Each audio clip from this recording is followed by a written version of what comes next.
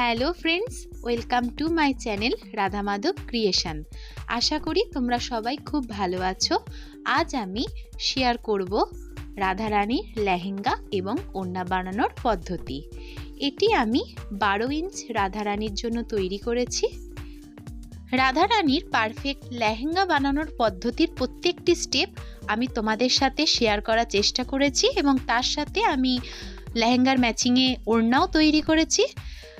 ভিডিওটা শুরু করার আগে তোমাদের সকলের কাছে অনুরোধ রইল, তোমরা যদি আমার চ্যানেলে নতুন হয়ে থাকো প্লিজ চ্যানেলটাকে সাবস্ক্রাইব করে দিও এবং তার সাথে থাকা বেল আইকনটিকে প্রেস করে দিও, তাহলে নিত্য নতুন আপডেট তোমরা পেয়ে যাবে। তাহলে চলো শুরু করা যাক।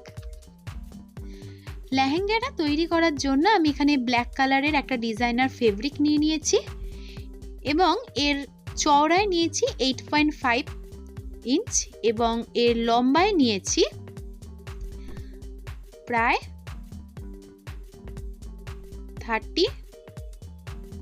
34.5 ইঞ্চ। তোমরা তোমাদের রাধারানীর হাইট অনুযায়ী মাপটা নিয়ে নিতে পারো। আমার রাধারানী মাপ অনুযায়ী 8.5 ইঞ্চ আমি এখানে সেলাই মার্জিন রেখে ফেব্রিকটা কাট করে নিয়েছি এবং ওই একই মেজারমেন্টে আমি কটনের ফেব্রিক নিয়েছি। এটি আমি লাইনিং হিসেবে ব্যবহার করব। ওড়না বানানোর জন্য আমি সেম ফেব্রিক এখানে ইউজ করছি। ওড়নাটি আমি 6 ইঞ্চ চওড়া এবং প্রায় 26.5 ইঞ্চ লম্বা নিয়ে নিয়েছি। তোমরা চাইলে আর একটু বড় করে নিতে পারো এবং ঠিক একই মাপের আমি কটন ফেব্রিক লাইনিং হিসেবে ব্যবহার করছি। প্রথমে আমি এখানে আমার ফেব্রিকের যেটা সোজা দিক আর কি রাইট সাইড ওপর আমি লাইনিংটাকে দিয়ে 3টে দিক আমি স্টিচ করে নেব। প্রথমে আমি লম্বায় 1/4 ইঞ্চ সেলাইয়ের মার্জিন রেখে আমি সেলাই করে নেব। যারা প্রথম সেলাইয়ের কাজ শুরু করছে তারা এটা 0.5 ইঞ্চ সেলাইয়ের মার্জিন রেখে স্টিচটা করে নিতে পারে। তাহলে দেখতে থাকো আমি কিভাবে লাইনিংটা আমার ফেব্রিকের সাথে অ্যাটাচ করে নিচ্ছি। আশা করি তোমরা সবাই বুঝতে পারবে।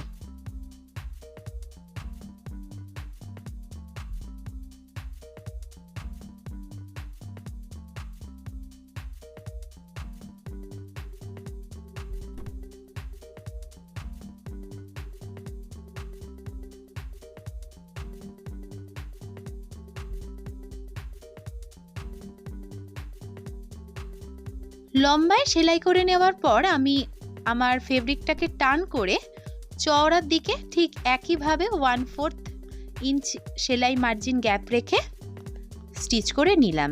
এটা দুদিক চওড়ার যে দুটো দিকই আমি কিন্তু একইভাবে স্টিচ করে নেব।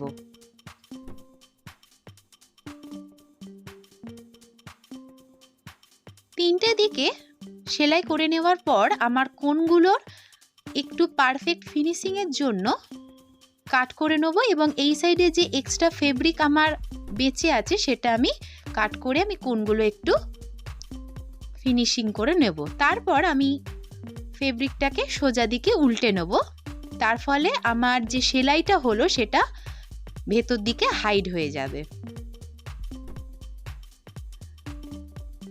আমি ফেব্রিকটা সোজা করে নিয়েছি এবং আমার সেলাইটা ভেতর দিকে হাইড হয়ে গেছে এবং ঠিক যেদিকে আমি সেলাই করেছি ফেব্রিকটা সোজা করে ঠিক তার ওপর দিকে আমি আর একবার স্টিচ করে নেব। তার ফলে কি হবে, মানে ফেব্রিকটার সাথে আমার লাইনিংটা পারফেক্টলি বসে যাবে, ফিনিশিংটা খুব ভালো আসবে।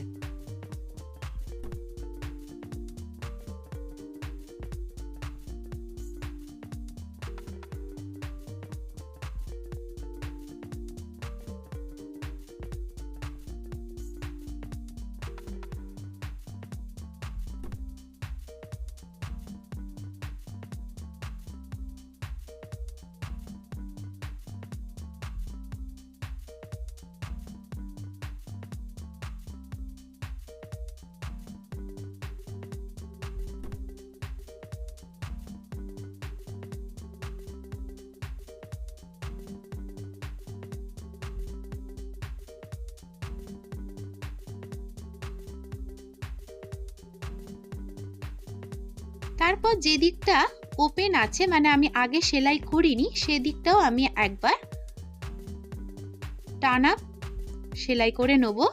তার ফলে এর পরে যখন আমি প্লিটটা দেব তখন আমার ফেব্রিক আর লাইনিংটা একসাথে থাকবে, কোনো রকম প্লিট দিতে আমার কোনো অসুবিধা হবে না।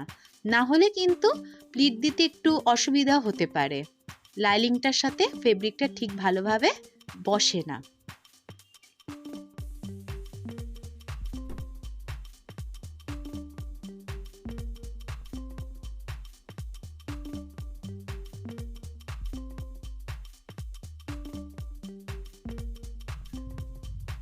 তারপর আমি একটার পর একটা প্লিট দেবো। এই প্লিটের গ্যাপটা তোমরা তোমাদের মতো নিতে পারো। তোমরা যদি লেন্থে বেশি নাও তাহলে প্লিটটা একটু বেশি চওড়া করে দিতে হবে।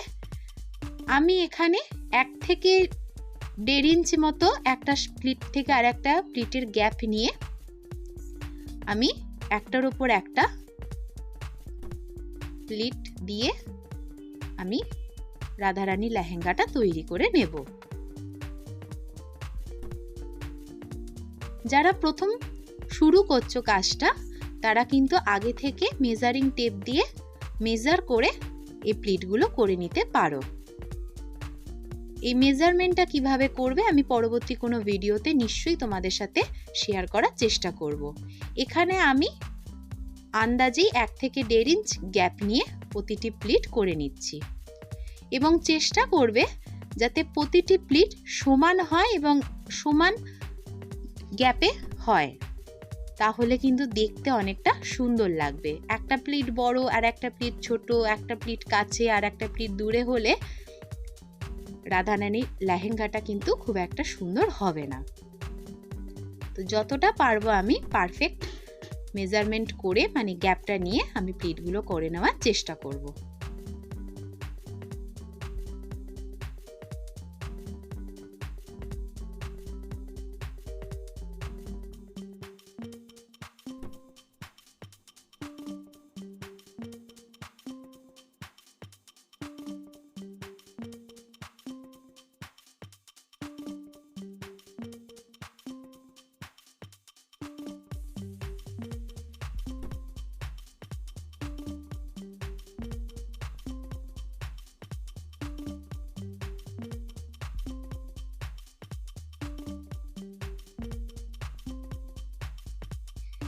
একটা একটা করে আমি সবকটা প্লিট করে নিয়েছি এবং কোমরটা আমার রাধারানীর পুরো পারফেক্ট মেজারমেন্টে এসেছে।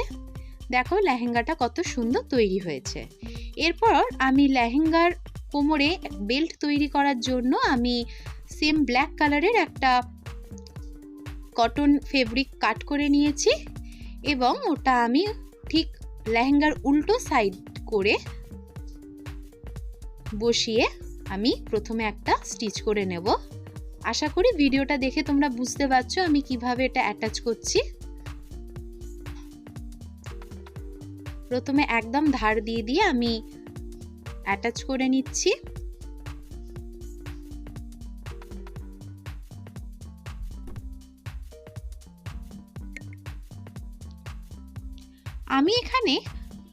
আমি যে বেল্ট তৈরি করার জন্য এখানে আমি কাপড়টা ইউজ করেছি, এই কাপড়টা দু সাইডে আমি একটু বাড়িয়ে রেখেছি কারণ এটা দিয়েই আমি রাধারানী কোমরে বেঁধে দেবো। তোমরা চাইলে এখানে দড়ি ব্যবহার করতে পারো।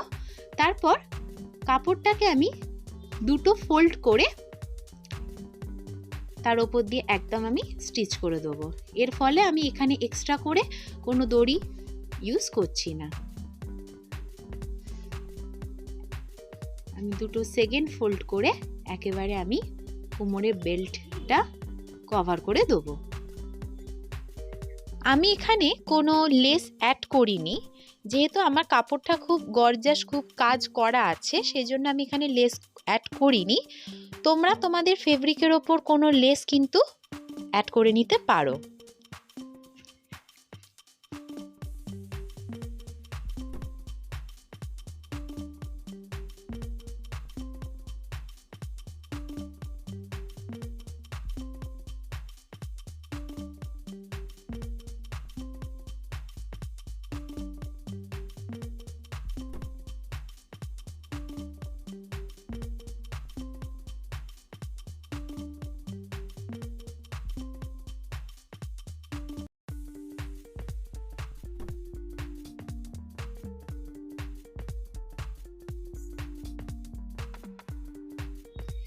দেখো আমার লেহেঙ্গাটি কত সুন্দর তৈরি হয়েছে এবং প্রত্যেকটি প্লিট একদম সমান বসেছে এবং কতটা গর্জাস লাগছে।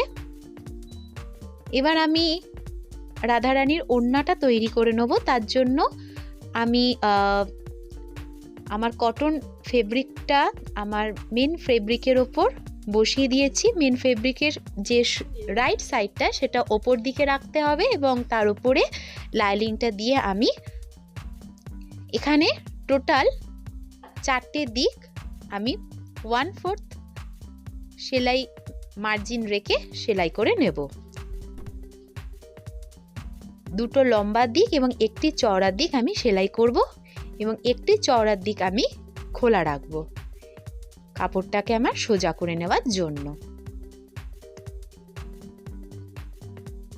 আমার শেয়ার করা ভিডিওটি তোমাদের কেমন লাগছে অবশ্যই কিন্তু আমাকে কমেন্ট সেকশনে জানাতে ভুলবে না এবং নিত্য নতুন কোনো ভিডিও দেখতে চাইলে সেটাও আমাকে কমেন্ট সেকশনে জানাবে। আমি চেষ্টা করব সেই রিলেটেড ভিডিও তৈরি করার। দেখো এখানে আমি 3টে সাইডে আমি স্টিচ করে নিয়েছি এবং যে এক্সট্রা ফেব্রিক আছে সেটাও আমি কেটে আমি কাপড়টাকে উল্টো করে সোজা করে নিয়েছি। তারপর আমার যে ওপেন সাইডটা ছিল সেটাকে আমি ফোল্ড করে ভেতর দিকে কিছুটা কাপড় মার্জিন রেখে ফোল্ড করে নিয়েছি। তারপর আমি স্টিচ করে নেব। মনে রাখতে হবে প্রত্যেকটা স্টিচের শুরুতেই কিন্তু স্টিচটা লক করতে হবে, নাহলে পরবর্তীকালে কিন্তু সুতো খুলে যাওয়ার সম্ভাবনা থাকে। তারপর ঠিক আগের মতোই আমি ধারগুলো আবার ওপর দিক থেকে একটা স্টিচ করে নেব, সোজা স্টিচ করে নেব। তার ফলে লাইনিংয়ের ওপর আমার মেন যে ফেব্রিকটা সেটা খুব ভালোভাবে বসে যায় এবং দেখতেও খুব ভালো লাগে, ফিনিশিংটা খুব ভালো আসে।